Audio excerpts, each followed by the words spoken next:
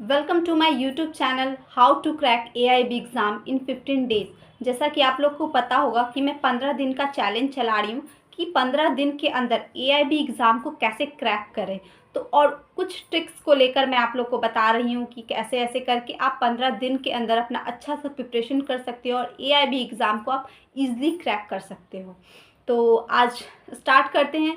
क्या आप लोगों ने सेट मार लिया? मैं तो आज सेट नहीं मार पाई क्योंकि मैं कुछ पढ़ाई कर रही थी। मैंने आज IT एक्ट कंप्लीट किया है, इंफॉर्मेशन टेक्नोलॉजी एक्ट और फिर TP एक्ट को मैंने आज पढ़ा है। तो मैं अभी तक अपना सेट तो नहीं लगा चुकी हूँ, लेकिन मैं रात तक सेट को लगा लूँगी। तो आप लोग भी हर दिन, ये नहीं कि किसी दिन आपको नागा करना है, हर दिन एक सेट लगाइए और जो भी आप पढ़ रहे हो, जैसे मैंने आज IT एक्ट पढ़ा, इंफॉर्मेशन टेक्नोलॉजी एक्ट या फिर TP एक्ट पढ़ा, तो जो भी एक्ट आप पढ़ रहे हो उसका आप MCQ ज़रूर लगा दो। और अगर आप पढ़ रहे हो बेयर एक्ट में तो उसमें चाहो तो आप अंडरलाइन कर सकते हो, जैसा कि मैं आप लोग को दिखा दूं कि मैंने इसमें अंडरलाइन किया है। तो आप लोग भी इस प्रकार से अंडरलाइन कर सकते हो। या फिर कोई ईयर का सेक्शन होता है ना कि हाँ 5 ईयर का टर्म है या 6 ईयर का इम्प्रिजरमेंट मिलेगा, तो वो 6 ईयर का जो इम्प्रिजरमेंट है ना उसको आप हाईलाइट कर दो।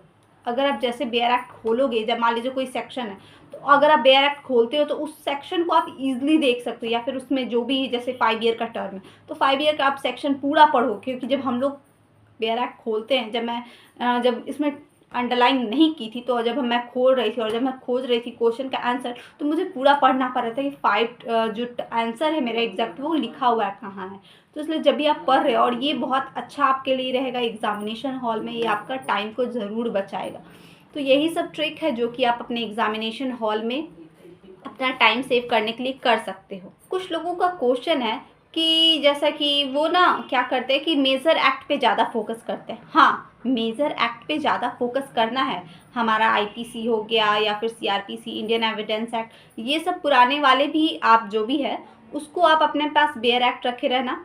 ठीक है, वो सारे बेयर एक्ट्स अपने पास रखे रहना। और जो मेजर एक्ट है, जैसे आपका BNS हो गया, BNSS हो गया, या फिर जो भी मेजर CPC कॉन्ट्रैक्ट एक्ट हो गया, फिर कॉन्स्टिट्यूशन हमारा हो गया, तो ये सब जो हमारा मेजर एक्ट है वो अपने पास हम रखे रहेंगे और अच्छे से पढ़ेंगे मेजर एक्ट। बट हाँ, मेजर एक्ट हमारा जो स्कोर है उसको तो कवर कर सकता है, 45 नंबर जो हमको लाना है वो तो कवर कर सकता है। बट हम इसके भरोसे नहीं रहेंगे कि हाँ मेजर एक्ट पढ़ लिए और हमको ज़्यादा कुछ पढ़ने का ज़रूरत नहीं है। बिल्कुल इसके भरोसे नहीं रहना है।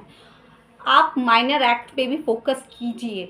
अगर आप सोचते हो कि हाँ मेजर एक्ट मैंने कर लिया और सब कुछ बल्ले बल्ले है, तो नहीं, आपको माइनर एक्ट पे भी फोकस करना पड़ेगा। इसीलिए 22 एक्ट नहीं है, 22 एक्ट जो भी है तो सब पे आप पे फोकस करना है ना। या फिर मेजर एक्ट ही सिर्फ रहता वो तो फिर, तो माइनर एक्ट पे भी आपको फोकस करना है, चाहे वो इन्वायरमेंट हो, टॉट। हाँ, जैसा कि टॉट का कोई बेयर एक्ट नहीं आता है। अब टॉट का बेयर एक्ट तो नहीं आता है तो क्या आप नहीं पढ़ेंगे उसे? क्या आप नहीं पढ़ोगे उसे? पढ़ोगे ना। तो टॉट भी आप पढ़ लीजिए। वैसा कोई कोई एक्ट होता है जिसका बेयर एक्ट नहीं आता, आप एग्जामिनेशन हॉल में नहीं ले जा सकते हो, तो वो जो नहीं आप ले जा सकते हो तो वो आप ज़रूर पढ़ोगे।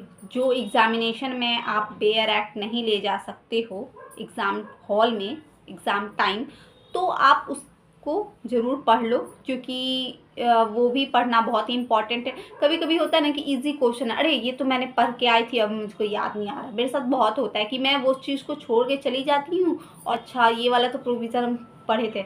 LLM के एंट्रेंस एग्जाम में मेरे साथ यही हुआ था। मैंने एक जो हिंदू मैरिज एक्ट का एक जो सेक्शन था वो मैंने नहीं पढ़ा था, और वही सेक्शन एग्जैक्ट उसमें आ गया। मैं उस टाइम मुझे हाँ, लेकिन ऐसा नहीं कि मुझे कुछ याद नहीं था, मुझे जो याद था वो मैंने वहाँ पे लिखा, मेंशन किया। बट होता है ना कि हाँ क्लियर कट, हाँ चलो चलो ऊपर ऊपर देख लिया अच्छा से, हाँ चलो ना, ये थोड़ी ना आएगा। ऊपर से मेरा पढ़ा हुआ था, मैंने मुझे जो आता था वो मैंने, पर मुझे अच्छे से नहीं आता। तो इसलिए कोई भी चीज़ को आप छोड़ के बिल्कुल नहीं जाना है कि हाँ ये तो नहीं आएगा, ये तो नहीं आएगा। ठीक है, इंपॉर्टेंट चीज़ को ही पढ़ना है, बट एक बार देख लेना है कि हाँ, देख जरूर लेना है, रीडिंग जरूर डाल लेना है। रीडिंग आप डालिएगा तो ये कम से कम रहेगा आपके माइंड में, थोड़ा ना कहीं आपके दिमाग में रहेगा। अगर आप एकदम पढ़ोगे ही नहीं, रीडिंग ही नहीं डालोगे, तो आपके दिमाग में बिल्कुल नहीं रहेगा। तो आज का सेक्शन मैं यहीं पे ख़त्म करती हूँ। कल कुछ नए आइडिया लेकर मैं आऊँगी कि कैसे अपना एग्ज़ाम हम इजीली क्रैक करें AIB का।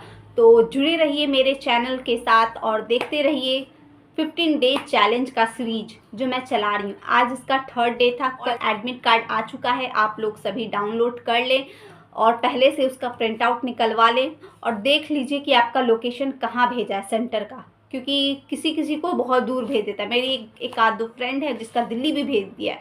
तो आप लोग अपना देख लीजिए आपका कहाँ सेंटर गया है और अभी से तैयारी में लग जाइए। All the best.